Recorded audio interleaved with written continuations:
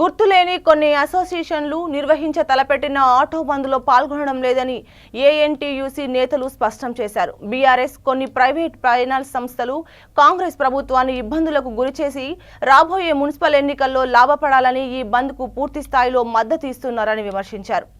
ఈ బంద్ వెనుక ఉన్న వారిపైన చర్యలు తీసుకొని జీహెచ్ఎంసీ పరిధిలో ప్రశాంతతను కాపాడాలని ఐఎన్టీయూసీ తరపున ప్రభుత్వానికి విన్నవించారు. ఈ కార్యక్రమంలో రంగారెడ్డి జిల్లా ఐఎన్టీయూసీ అధ్యక్షులు బిజ్జుల రామకృష్ణారెడ్డి, జనరల్ సెక్రటరీ ఉప్పల శ్రవణ్ కుమార్ గుప్తా తదితరులు పాల్గొన్నారు.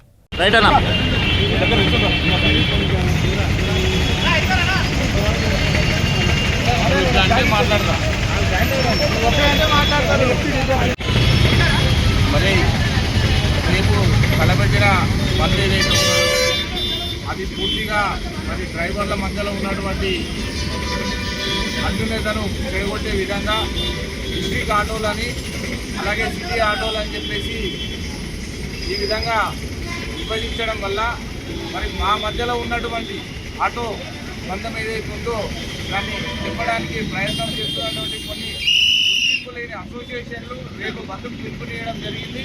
డిస్ట్రిక్ట్ ఆటోలు బంద్ చేయాలని చెప్పేసి మరి ఈరోజు దీని వెనుక ఉన్నటువంటి కుట్ర ఏదైతే ఉన్నదో రాబోయే జీహెచ్ఎంసీ ఎలక్షన్లలో మరి కాంగ్రెస్ ప్రభుత్వాన్ని బదనాం చేయాలనే ఆలోచనతో టీఆర్ఎస్ గవర్నమెంటు అట్లాగే కొన్ని ప్రైవేట్ ఫైనాన్షియర్లు అందరూ కుమ్మక్కై రేపు కొంతమంది ఉసుకొలిపి వారి యొక్క పబ్బం గడుపుకోవడానికి మాత్రమే రేపు బంద్ నిర్వహిస్తున్నారు. కాబట్టి ఈ బంద్ను పూర్తిగా ఐఎన్టీయూసీ తరఫున వ్యతిరేకిస్తున్నాం. ఎందుకంటే మరి ఆటో కుటుంబాల మధ్యలో ఇచ్చు పెట్టి డిస్ట్రిక్ట్ ఆటోలని మరి సిటీ ఆటోలు అని చెప్పేసి వీటన్నిటినీ మరి వేరువేరుగా చేస్తూ రేపు బంద్ తలపెట్టడం, అట్లాగే కొంతమంది ఫైనాన్షియర్లు వాళ్ళ యొక్క ఆగడాలు ఏవైతే ఉన్నాయో నడవవు, డిస్ట్రిక్ట్ ఆటోలు రేటు తక్కువ ఉంటుంది, మరి ఇక్కడ ఉన్నటువంటి ఆటోలకు రేటు ఎక్కువ ఉంటుంది కాబట్టి దాన్ని ముందుగా చాకుగా చూపిస్తూ కొంతమంది వాళ్లకు డబ్బులు ఇస్తూ ఈ ఉద్యమం స్టార్ట్ చేయడం జరిగింది.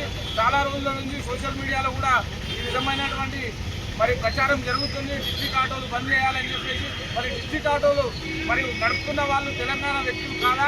మరి వాళ్ళు కూడా తెలంగాణ వ్యక్తులేనా? వాళ్ళు కూడా తెలంగాణ ఉద్యమంలో పాల్గొన్నారు కదా. మరి మేము కూడా ఐఎన్టీసీ తరఫున మరి పొన్నం ప్రభాకర్ గారికి విన్నవించడం జరిగింది.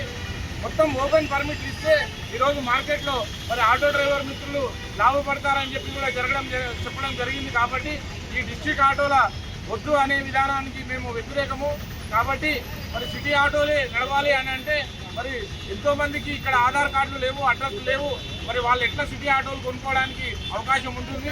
ఇక్కడ ప్రైవేట్ ఫైనాన్షియర్లు వారి యొక్క ఫైనాన్స్ లాభాల కోసం మాత్రమే ఈ యొక్క బంద్ను నిర్వహించడానికి ప్రోత్సహిస్తున్నారని చెప్పేసి మేము తెలియజేస్తూ ఆటో మిత్రులు అందరికీ చెప్తున్నాం.